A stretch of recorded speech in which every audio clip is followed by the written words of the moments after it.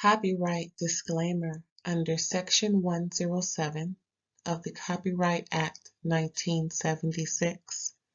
Allowance is made for fair use for purposes such as criticism, comment, news reporting, scholarship, and research. Fair use is a use permitted by copyright statute that might otherwise be infringing. Nonprofit, educational, or personal use tips the balance in favor of fair use. Thank you. Now enjoy the show. Hey, what's up, everybody? Thanks for tuning in to another episode of RAERAEs Review. I'm going to let you know what happened on Power Book 3, Raising Kanan, Season 4. The pre-finale, which is episode 9. Oh, child. Now we know what happened to Crystal. Boys, getting thick out there in them streets of New York City, child.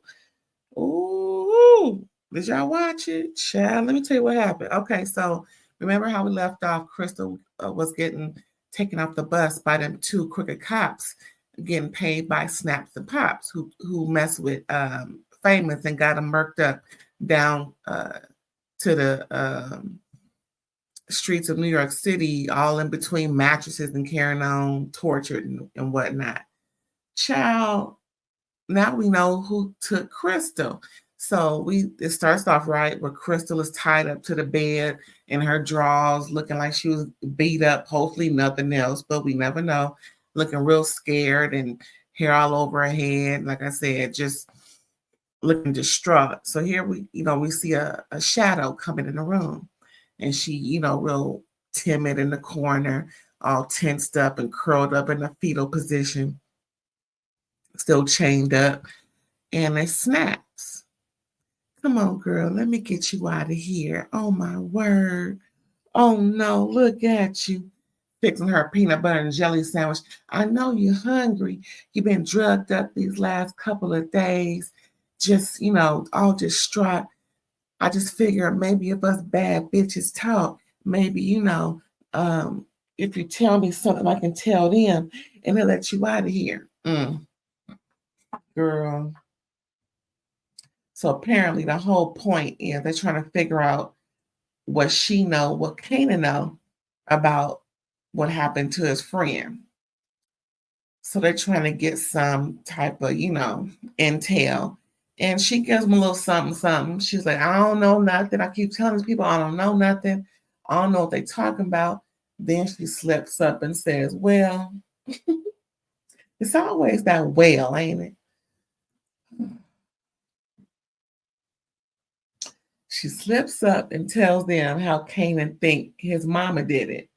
And that's the light bulb that goes off in Snap's head, giving her the sandwich. Oh, here, baby, get your strength.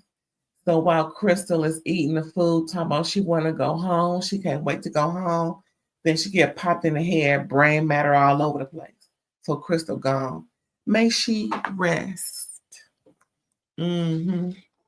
Now we see Kane and Juke meeting up at the spot, and he gets a call talking about Crystal people calling him, checking in. Crystal ain't showed up to Delaware.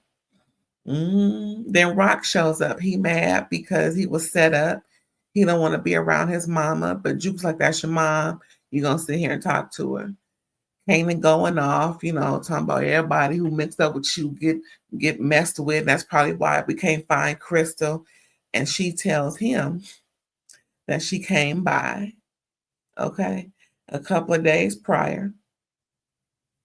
And he was like, how'd she leave? Who she leave with? She's like, I don't know. She just came by a couple of days ago on her way somewhere with a bag talking about check on you.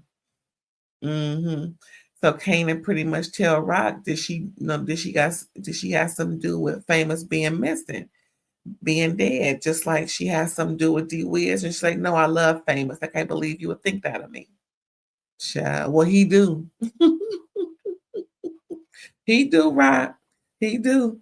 So next we see Popo talking to Lou and B Rilla about what transpired in the street. And of course they deny it. Imani was there.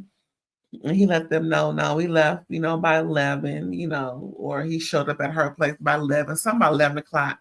But they was looking at her like, okay, so what you got to say? She didn't corroborate his story. She was like, I don't know what time he got there. I wasn't looking at the clock. And that's what she. So she figured it out. She don't want to get mixed in with no mess. Girl, you supposed to corroborate. All you gotta say is, I didn't look at the clock either, but yeah, it was about that time. Yeah. Girl, you just gonna sit up here and leave your man out like that?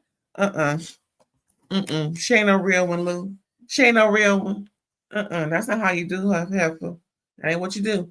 Next, Imani leaves out the room. She's like, Lou reminds B Rilla, don't give them nothing to hear or see because they're still listening and watching. I know that's right. Then we see Early roll up on Marvin, come out of his house regarding Londale, talking about my family know what you did to my cousin. Marvin was like, I didn't do nothing to your cousin, so fuck out of here. Early was like, I don't believe you. He was like, so if I did, what you gonna do about it? Early looking like, well, ain't nothing really I can do about it if. Anyway, so then after Marvin leaves, we see Early roll up on Steffano talking about, I want to let you know something about your friend Marvin. Ain't that nothing? As soon as he leave off of Marvin's driveway, he run tell that to Steffano. Well, whatever happened to Early is what happened to Early. And I'm with Marvin on this one.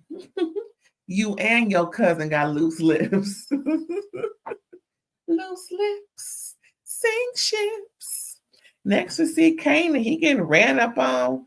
No, he ran up on Crystal's mom's boyfriend down to his job, asking if he or his mama heard from Crystal. So the mom's boyfriend was the one Crystal said was pushing up on her, trying to get some and always messing with her, which is why she was always posted up with Kanan. So he gave Kanan some lip, talking about, oh, you the drug dealing boyfriend, yada yada. Kanan was like, I ain't trying to hear all that. Oh, bam, bam, poof. So Kanan end up, giving old Timbo to the face. Just keep kicking, pretty much, listen. Kanan was like, oh, so I do remember Crystal telling me how all of a sudden you wanted to be this, that, and that to her when you're supposed to be her mom's man, trying to be her man too, but on the low. So yeah, he had to give Timbo to the face, Timbo to the rib. So he just said, not if you understand me. If you hear something from Crystal, let me know. Yeah, I will. Then to add insult to injury, as Kanan was leaving, he knocks over the mop bucket, the mop. Child can't even say it. The mop bucket, and just drenches him all with that nasty water. Child, oh, I just mopped my floors before I start talking to y'all. Oh, I can't imagine. Oh, oh, I can't stand nothing nasty like that. Got me itching on my shoulder. Anyway, yeah. So hopefully, but ain't nobody gonna reach out, child. Crystal was looking at you down from heaven, child. Anyway, Eunique hires a New Jersey goon to take out David at the gay bar. Child, David, on the dance floor, getting his groove on with some dude. Remember, David is the distro's brother. Remember, Marvin took out the distro, talking all that mess. Talking about, I'm gonna go to the po-po on y'all if y'all, keep messing with me. And that's that on him. So yeah, so David going to the bathroom, sniffing a little something. Next thing you know, a silencer come out of nowhere, and that's the goon. who was hired by Eunique. Child. Then saw Rock come through the distro checking on David. She see that his people crying, sitting at his desk. Ain't nobody saying nothing. So she figured David gone on to glory too. She walked out and pissed off, mad, just sucking her teeth like, oh, I don't blame you, Rock. Everybody just messing up all your business. Next we see Juke visiting her lesbian friend. I hate to call her lesbian friend, but we know who a lesbian friend is, child. They walking through the park, just reminiscing, catching up, and carrying on. And a lesbian friend talking about, yeah, so Popo came asking me questions about my domestic violence situation. And I told him, what happened. And I had a witness to him, beat me up. And you was the witness. Come to find out it was Detective Garcia. Yeah. So then he starts telling her, who? Who was with you? Oh, I know about her. Let me give you a little rundown about Juke. She was like, no, her name is Laverne. He was like, no, her name is Juke. They call her Jukebox because she can sing and stuff. But yeah, that's her street name. And then he just goes to telling the lesbian friend all about her family business. And the lesbian friend's like, are you okay? She's like, yeah.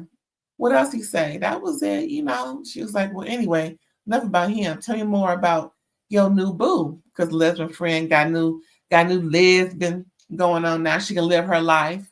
I know that's right. Sometimes, folks need to be taken off the set. I'm just trying to tell you. See, listen, I don't care what nobody say. All the aunties and uncles, what's up, y'all? Y'all know when things need to be handled, things need to be handled. However they need to be handled.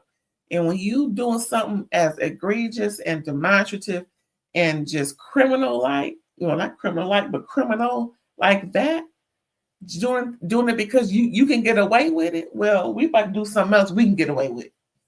Because listen, is that biblical eye for an eye? I just want to know. I don't know what's all in the Bible, but tell me eye for an eye is in the Bible somewhere. I'm just saying. It got to be. Anyway, if it ain't, it's something there like it. Anyway, so yeah, lesbian friend is just, telling her about her new boo, and she got a master's degree and she's smarty yaddy yaddy. So she happy and everything. And yeah, Juke was just like, dang. Anyway, I tell you. Well, after all that fiasco, we got Rock and Marvin discussing logistics. They got all this work coming in. They know that David's gone on to glory. The distro is kind of messed up.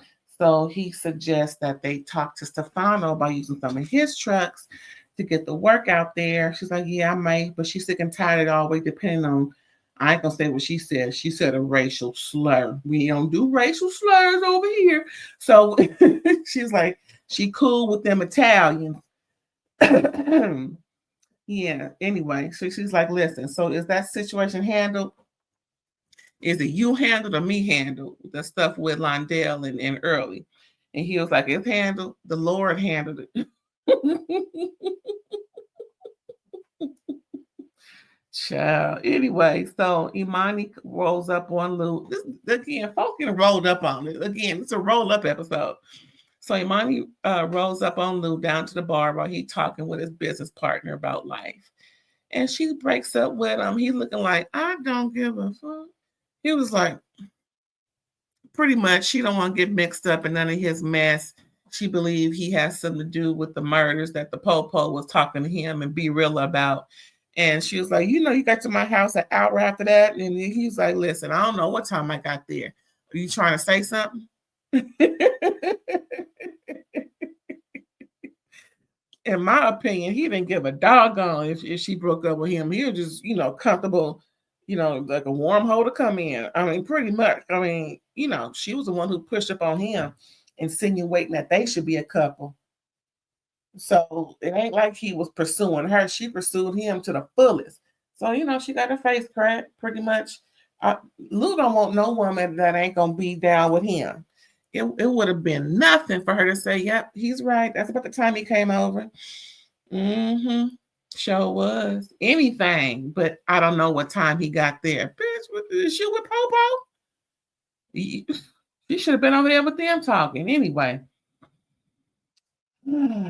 Child, I say these heifers nowadays. Anyway, then she proceeds to tell Lou that she didn't told Lowell she don't want to work with him on no projects and yada yada. He was like, whatever.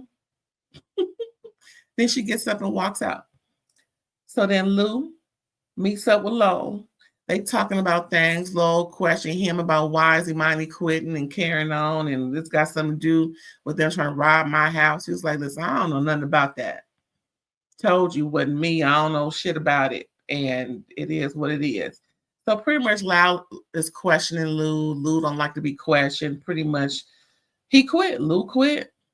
So then he goes and tells BOOKIII what happened, and BOOKIII going crazy. He's like, man, I need money for my family. So he was like, I'll do work without, I ain't afraid to get gully out in these streets.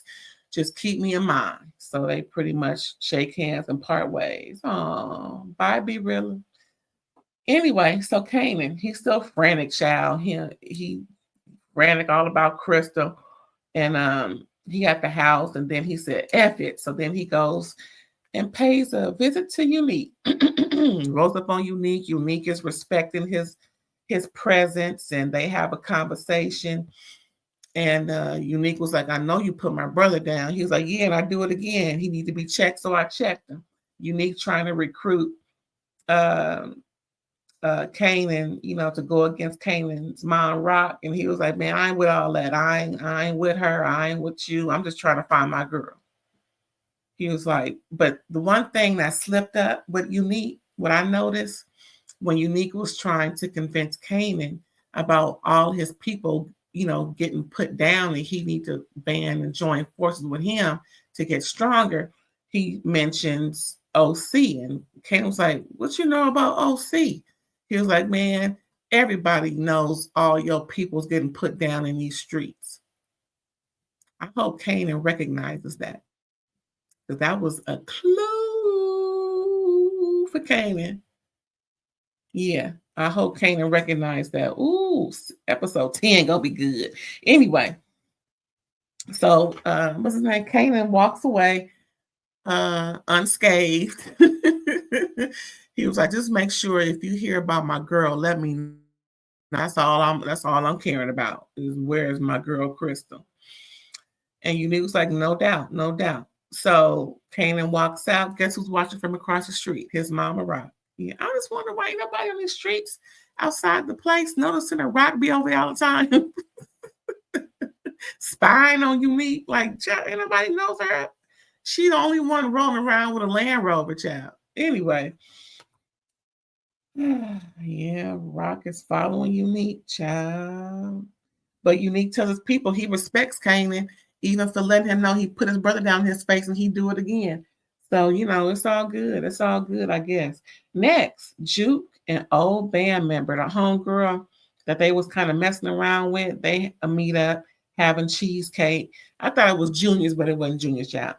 And they just talking, reminiscing and everything. And then on their way out the door, they interrupted by Detective Garcia. And he rolling up on Juke. Juke dismisses her homegirl. Talking about, I'll catch you later. Don't worry, I'm good. I'll catch you later. So he's trying to, roll up on her and everything. And she was like, F you. I don't want to talk to you. Yeah, so that's that on that. Because he's still trying to get her to talk about why Detective Baby Daddy ain't alive no more because he thinks she knows something. Mm-hmm. Yeah, she know it all. Anyway, Rock and Marvin, they are back at Steffano, telling them Eunique killed Quan, and he's dropping dime on Eunique, setting up Eunique to the utmost.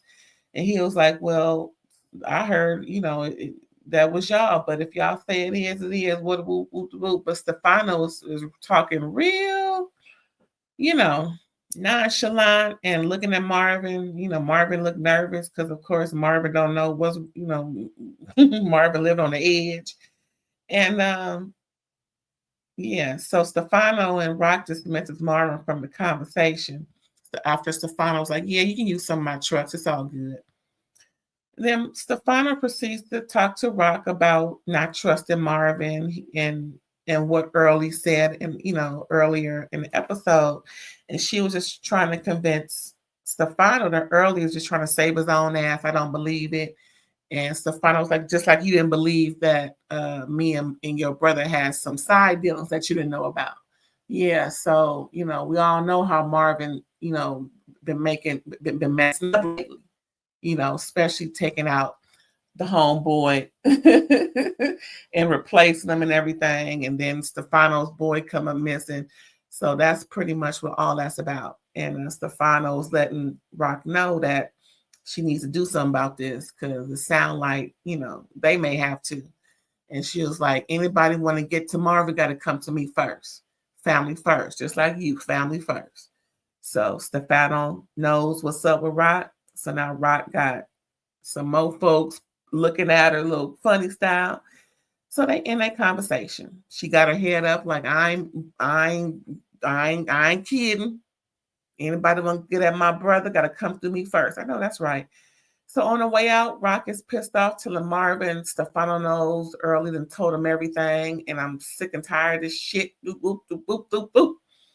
So while she's cussing out Marvin on her way to her car, he's watching a little girl get off the school bus going with her daddy. And that reminds him of a little girl that he's checking on from time to time, So Marvin goes to the school to check on a little white girl.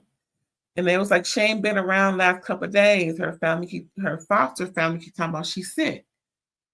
Child, we all know what that means, child. The girl's getting messed with at the house in some way, form, or fashion. So Marvin goes to the house. Well, actually, he finds out where the girl lives by paying off the dude at the school and gets all the address info, then goes to the house, the foster parent, the folks' house that's keeping the girl. And they look like there ain't nobody clean up outside. Open the door, and the inside look worse than the outside. She looking like the foster mother looked like she getting beat up, or maybe she on meth. You know how meth people look like they got beat up, just toe up looking, dirty, scratches on the face. But she got bruises too, so no telling. And so they trying to give him a third degree. Well, yeah, she's sick and don't come back around here. So the little girl screaming out, Uncle Marvin. And he just hear cry for distress. And he barges way in, pushing through, trying to find her. She's in a locked room, padlocked, child, locked on the top and the bottom. I'm like, who does that? Again, we all know what that means. So he busts through the door, find her all posted up, holding a newborn baby not newborn, but a little infant in her hand. Now we all know she's too young to have a baby. So, but the point is, they locked up in some trash play. I'm like, ain't nobody check again. DCFS ain't checking on the household. Ain't no way. Just from the outside that would be a foster house. Just from the outside, it looked like a crack house. Anyway. Yeah, so Marvin busts his way through. Then the guy comes in with a bat, and then Marvin shoots the man with the bat. And then the wife or whoever she is come through. She running away, and then he popped her twice.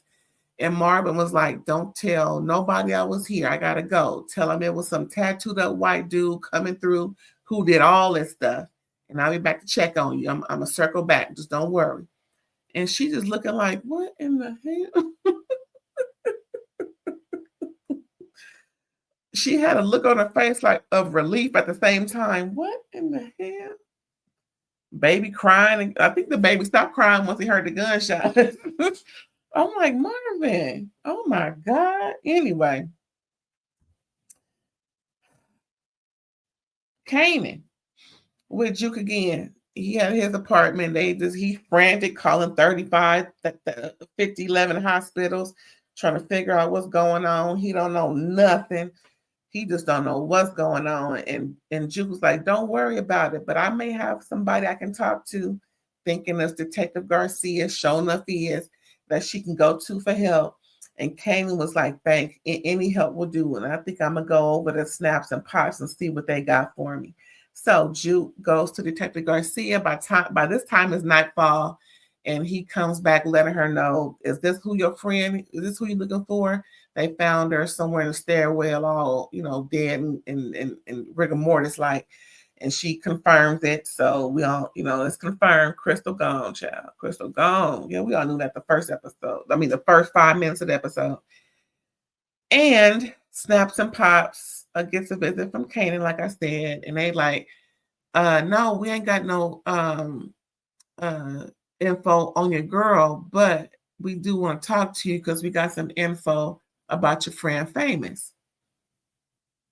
He looking like, what you got on? What's going on? So they pretty much telling him, word on the street is some crooked cops hired by your mama took out Famous. Ain't that nothing? So they use all that in that little bit of intel that Crystal gave, and she would have just kept on saying, Kanan don't know nothing. But she had to free herself, child. She was getting sick and tired and sick, getting abused, and no telling what else she was getting done to her. So they pretty much pin it on Rock. And he looking like, I can't believe this shit. Anyway, next we see Lou talking with Rock, talking about he won back in the game. She giving him a 3rd degree. If you want in, you in, because, are you ready? Because, we ain't got time for no foolishness, and your head game got to be right. He was like, I'm with it. I'm with it. So they pay Eunique a visit. Eunique is looking like, yeah, they back over here, yeah. And that was the end of the episode, y'all. Can you believe it? OMG. Oh, that's the pre-finale, y'all. I can't wait for next week. Ooh, next week.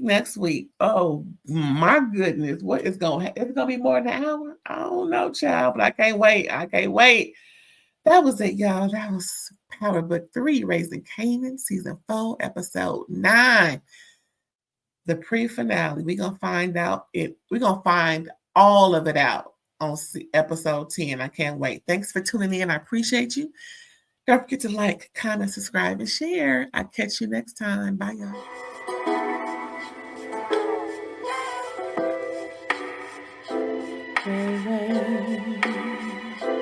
All day.